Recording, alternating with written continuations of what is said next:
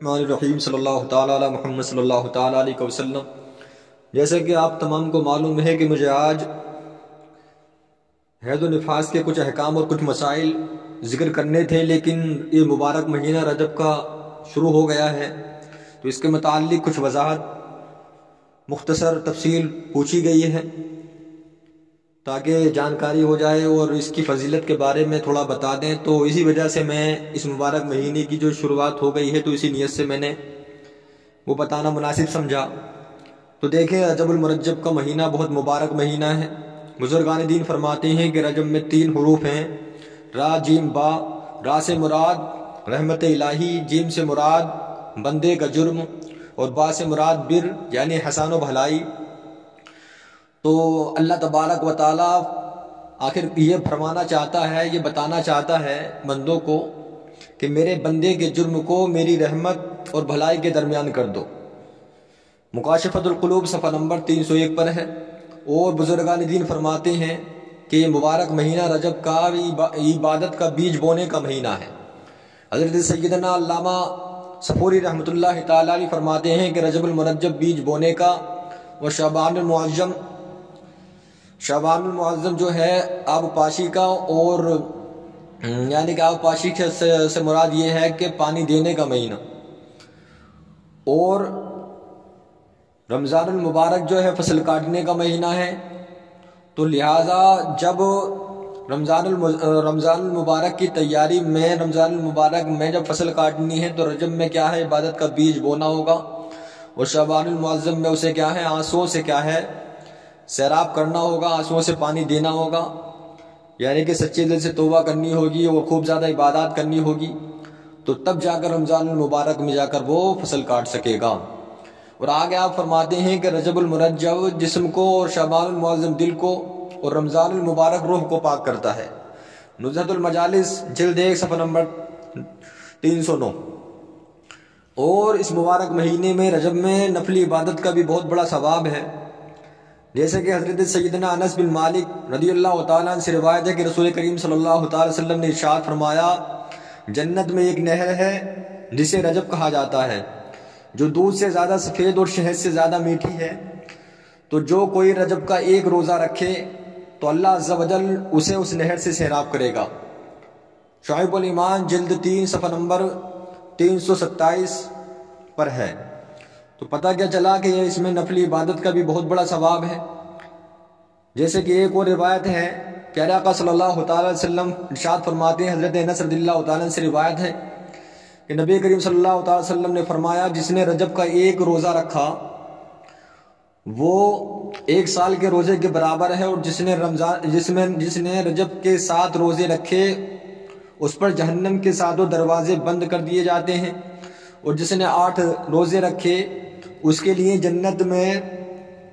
8 دروازے کھول دیے جائیں گے، اور جس نے 10 روزے رکھے وہ اللہ تبارک و تعالیٰ سے جو مانگے اللہ تبارک و تعالیٰ اسے عطا فرمائے گا،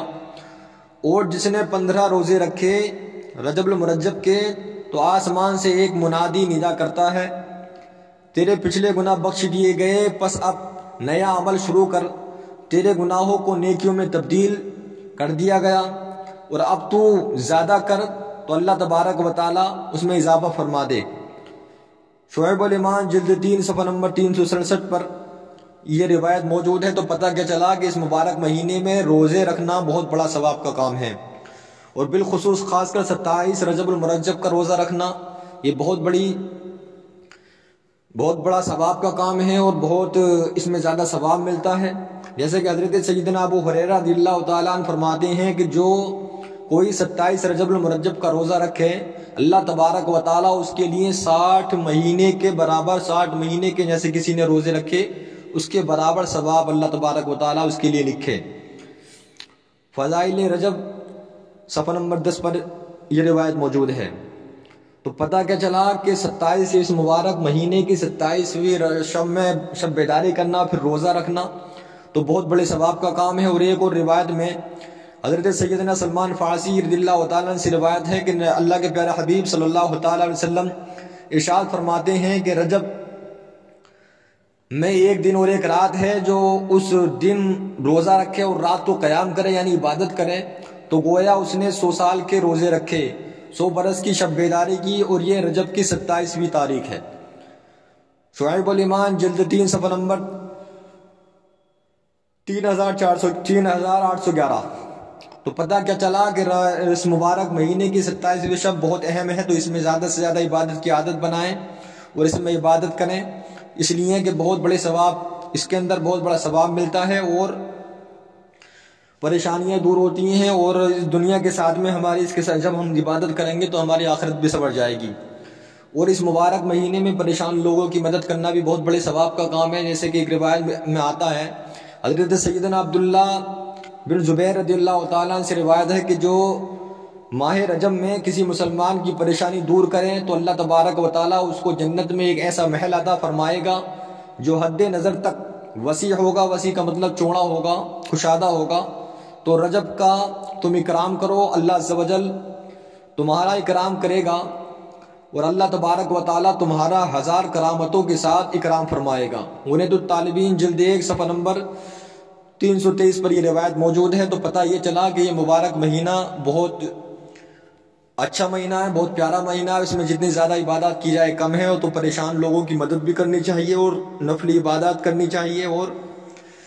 نفلی روزے رکھنے چاہیے، اور بالخصوص خاص کر 27ویں رات میں قیام خوب زیادہ عبادات کرنی چاہیے، اور اس میں دن میں روزہ رکھنا چاہیے، اس میں بہت بڑی فضیلت ہے۔ اس کے علاوہ بھی اس مبارک مہینے کی بہت بڑی فضیلت ہے، وہ انشاءاللہ کبھی ہم بتائیں گے، ابھی مختصر میں نے ذکر کیا۔ اور ایک اور فرمان میں بتا دوں کہ یہ رجب المرجب اللہ تبارک و تعالیٰ کا مہینہ ہے۔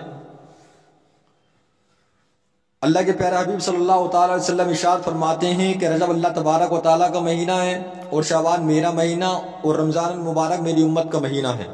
تو پتہ کیا چلا کہ یہ مہینہ مبارک مہینہ اللہ تبارک و تعالیٰ کا مہینہ ہے۔ واللہ عالم۔